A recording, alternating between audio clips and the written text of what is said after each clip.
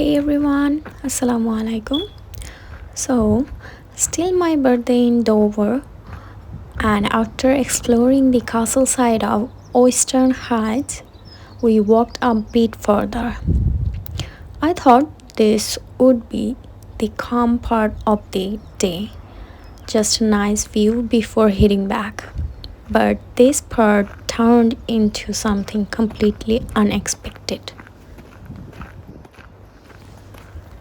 As we moved away from the main area, everything started getting quieter. No crowds, just open land, wind, and silence. Western Heights is actually very large and not fully maintained like a typical tourist spot. And so, when you walk here, it's easy to lose track of direction without even realizing it. At that point, I didn't think much of it.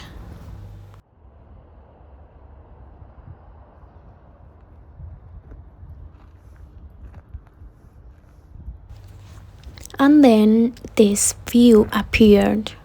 The whole port of Dover, the sea, ferries moving the distance. This port is one of the main connections between the UK and France.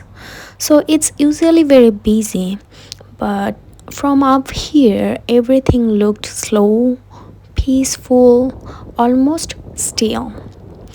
The sky was cloudy, the wind was strong, and it just felt real.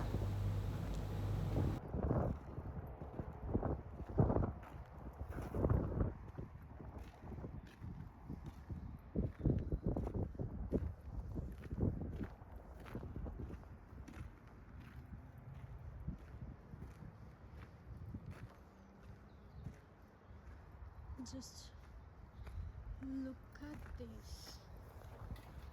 I am coming from that side. Here, I was there.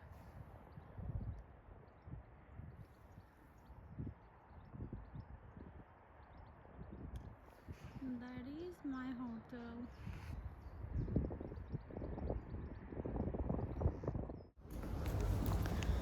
Not far from that peaceful view, we found this old tunnel entrance.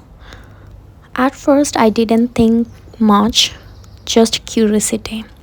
But these tunnels are actually part of the old military defense system of Western Heights, used by soldiers and left behind with all their history. And when you step inside, you can feel the history.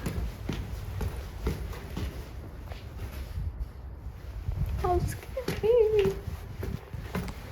This place connects the UK to France, and every day thousands of people and vehicles pass through here. Cars, trucks, even people just walking onto ferries. It only takes about 90 minutes to cross the sea. So while I am standing here feeling the wind and silence, down here everything is constantly moving. I actually climbed up here just to see the full view of Dover. I wasn't planned, just one of those random decisions in that moment. But honestly, it was worth it. So, the view you are seeing here, this is the port of Dover, and it's not just a normal harbor, it's actually one of the most important ports in the UK. Every day, thousands of people travel from here to France, mainly to a place called Calais. On their next destination, it's that castle. Think of it like this: instead of flying, people can take a ferry, which is basically a huge ship. You can go with your car or just walk on as a passenger. Trucks carry goods between countries. The ferry arrives, cars and trucks drive inside. Then it crosses the sea in about 90 minutes. Dover is very close to France, only about 33 kilometers away across the English Channel. Because of this short distance, it's one of the fastest way to travel between UK and Europe. A huge amount of food, products and goods pass through here. It plays a big role in trade and travel. So even though it looks calm from above, this place is actually extremely busy. After enjoying the view for a while, I made my way down and then I headed towards the hidden tunnels, passing through a small, slightly dark forest. It wasn't a big forest, but it was quiet, almost too quiet. The kind of place where the light doesn't fully reach the ground and every step feels louder than it should. At that point, I still thought this was just part of the walk. I didn't know this path was leading somewhere completely different. And then I saw them. Old entrance, hidden in between the trees, the tunnels.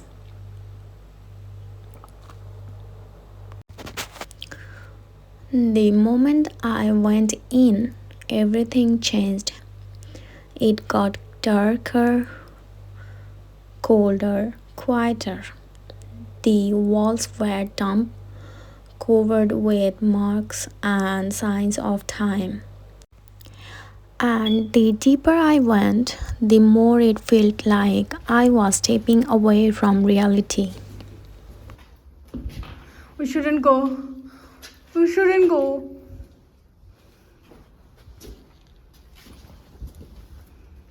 We shouldn't go.